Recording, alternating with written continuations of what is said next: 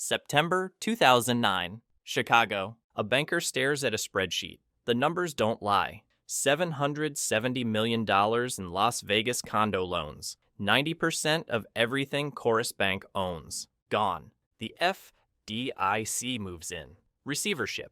And 600 miles away, in the Nevada desert, every glass tower financed by that single institution begins its freefall into chaos. The Ogden, Juhl, Newport Lofts, Soho Lofts. 4 buildings, nearly 1,000 units, one bank behind all of them. One bank that just died. What happened next became one of the most catastrophic real estate collapses in American history. Values didn't decline, they evaporated 83% overnight. But here's where it gets strange. Those same towers in 2024, all-time record prices, the average downtown Las Vegas high-rise condo sold for $697,890. So what's the truth? Is downtown Vegas crashing or thriving? Why is Governor Lombardo scrambling to pass emergency housing legislation? And why are thousands of Nevada residents watching their monthly bills double while politicians argue about who's responsible? The answer requires going back to when a handful of developers looked at downtown Las Vegas and saw something everyone else had written off. They saw potential. Before 2005, downtown Las Vegas existed as an afterthought. All the attention, all the money, all the tourists, they flowed toward the Strip. Downtown, forgotten, written off. Then Sam Cherry changed everything. Cherry Development pioneered the first major high-rise north of the Sahara. Soho Lofts, 16 stories, 120 units, completed in 2005. He followed with Newport Lofts the next year, 23 stories, 168 units, $75 million to build. Bigger players noticed. CityMark Development out of San Diego broke ground on Juhl. 6 buildings, 344 units. Ambitious didn't begin to describe it. Streamline Tower started rising at 150 North Las Vegas Boulevard, 21 stories, 275 units. It would eventually be renamed the Ogden. And behind almost every single one of these projects sat one lender, Corus Bank of Chicago. Here's the domino that nobody wanted to see. 90% of Corus Bank's entire loan portfolio concentrated in condo developments. Not diversified, not hedged, concentrated. Their Las Vegas commitment alone totaled $770 million. The Ogden received $104 million. Juhl got $106 million. Soho Lofts and Newport Lofts filled out the rest. One bank. Almost every major downtown tower. Almost nothing but condo loans on its books. A single point of failure for an entire neighborhood. And failure was coming. May 1st, 2008. The Ogden opens its doors. The timing could not have been worse. The national housing market had already entered freefall, and Las Vegas served as ground zero for the subprime mortgage crisis. 5 months after opening, 48 buyers filed a federal lawsuit against the developers. Units turned out smaller than advertised. Promises about rental program profits proved false. That lawsuit was just the beginning. The real blow landed when appraisers took a fresh look at the building's value. $205 million on paper. The new assessment?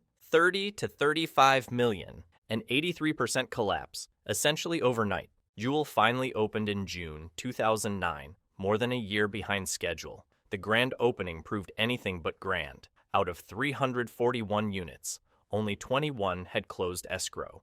6% occupancy, opening day. But the construction problems ran deeper than bad timing. A person involved in the project described what they found. Floor slabs deflecting 2 to 3 inches between columns. No proper post-tensioning. No reinforcing steel. The glass didn't fit. Interior walls cracking. Water lines breaking. The Las Vegas Redevelopment Agency confirmed that structural modifications had to be completed before the building could accept occupants. Then September 2009 brought the domino everyone feared. Corus Bank collapsed. $770 million in Las Vegas condo loans went into receivership overnight. Every downtown tower financed by Corus descended into chaos. T Residential, a division of Starwood Hotel Group, stepped in to acquire the distressed assets. The damage had already been done. Let's simulate what this collapse meant for real people. One Juhl unit. Purchase price, $465,804. The year, 2009. 3 years later, the same unit resells. The price, $104,500. A 77% loss for one family, one investment, one dream. Multiply that across hundreds of units, hundreds of families. Newport Lofts faced a different nightmare. HOA fees reached $588 monthly. Board Treasurer Mike Peterman explained what those numbers meant. Foot traffic to the building slowed dramatically. Potential buyers couldn't afford the carrying costs. The building became a trap, too expensive to live in, too worthless to sell. The Ogden limped along for years, dragged down by its federal lawsuit and cratered values. Full sellout wouldn't come until 2019, more than a decade after opening day. By 2012, real estate analysts documented what everyone already knew. Downtown Las Vegas condos had experienced one of the worst crashes anywhere in the country. Short sales and foreclosures plagued buildings like Soho Lofts. Investors who purchased at the peak found themselves underwater by hundreds of thousands of dollars. But underneath this legitimate collapse, something far more sinister was unfolding. The FBI would later describe it as the largest public corruption case federal authorities had ever brought in southern Nevada. Leon Benzer, Silver Lining Construction, the man at the center of everything. Between August 2003 and February 2009, Benzer orchestrated a scheme to fraudulently control homeowners associations across the Las Vegas Valley. The total fraud, $58,141,275. 44 people convicted. The operation worked like a machine. Benzer's network would infiltrate HOA boards through rigged elections. Once in control, they'd file construction defect lawsuits against developers. Settlement money was supposed to fund repairs.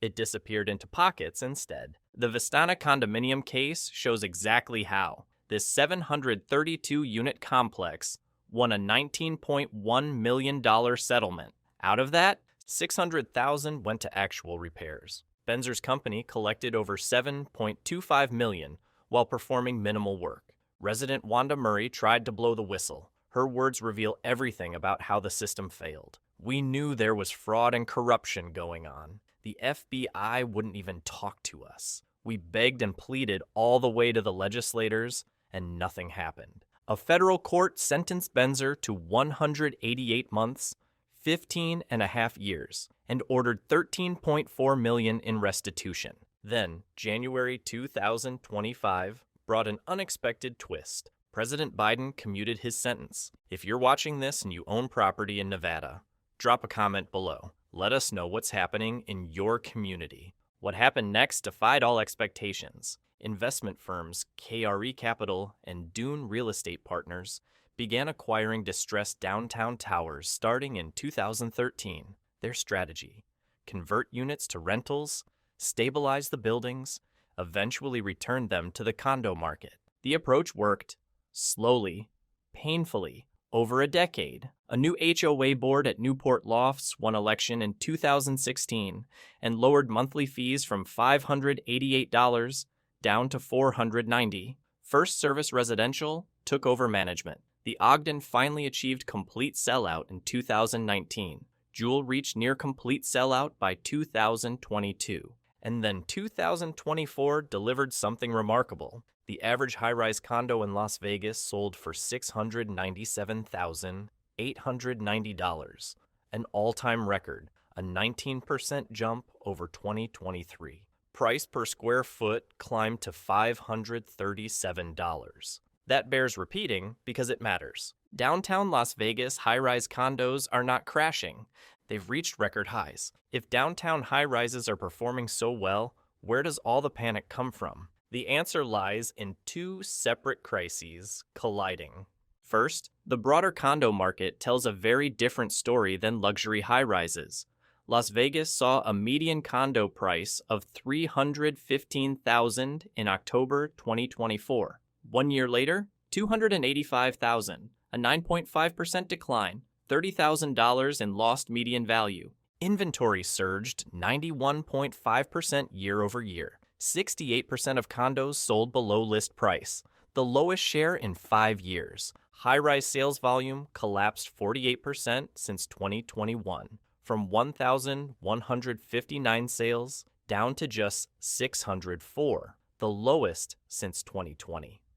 1 in 273 Nevada housing units entered foreclosure in 2024, third highest in the nation.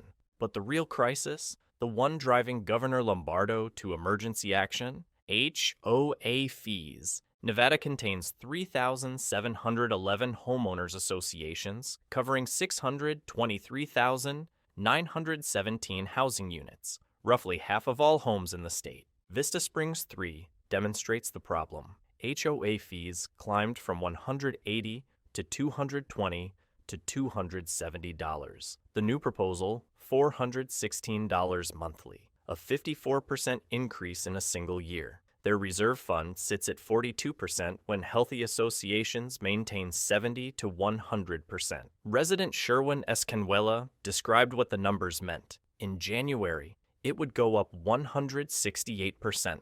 Bavington Court in West Las Vegas, 272 condo owners facing an increase from $275 to $490 monthly. Resident Denise Holden lives there. She's 73. Her income, $1,208 per month. Her words cut through everything. I absolutely know that they can't afford this increase. Somerset Park Townhomes in Henderson discovered their previous management company had closed their doors and taken community funds with them. New management found $25,000 in the account against $300,000 in debts. The reserve fund, which should hold $800,000 to $1 million, sat essentially empty. Water bills alone run $20,000 to $30,000 monthly due to pipe leaks, 3 to 4 times normal. Pipe replacement costs $600,000 to $1.2 million. Governor Joe Lombardo signed Assembly Bill 540 in June 2025. The Nevada Attainable Housing Act, $250 million in state funding. During his January 2025 State of the State address, Lombardo acknowledged what everyone already knew. We know too many Nevadans are seriously questioning if they'll ever have the chance to own a home. Everyone has been affected by this crisis. No one is untouched. 15 HOA-related bills entered the 2025 legislative session. Board election transparency, mandatory 3-bid processes, everything designed to prevent another Benzer-style collapse. But homeowner activist Richard Kosor offered a blunter assessment. Lawmakers don't want to talk about it. There's no win in it for them. HOA is a 4-letter word. So what's actually true? A downtown Las Vegas condo crash happening right now? No. High-rise prices have reached all-time records. A catastrophic downtown condo crash in the past? Absolutely. Between 2008 and 2012, values collapsed by 77 to 83%. A governor in panic mode about housing? He's certainly taking action. $250 million in funding. Comments about construction defect reform. Appointments to regulatory bodies. Housing sits at the top of his priority list. A crisis affecting condo owners across Nevada? Yes, but it's primarily an HOA fee crisis concentrated in suburban communities, not a price crash in downtown high-rises. The buildings that nearly destroyed downtown Las Vegas have largely recovered. The Ogden sold 20 units in 2024 at an average price of $487,000. Juhl sold 36 units at $403,000. The scars remain visible, though. 44 convictions in the Benzer fraud case. Systematic corruption exposed. And critics argue the regulatory framework that allowed that fraud to flourish remains inadequate. The downtown towers that nearly became monuments to hubris and failure now stand as monuments to recovery. But for thousands of Nevadans watching their HOA fees double while home values stagnate, the crisis isn't history. It's their daily reality. Next time, inside Nevada's construction defect laws and why developers say they're the real reason you can't afford a home.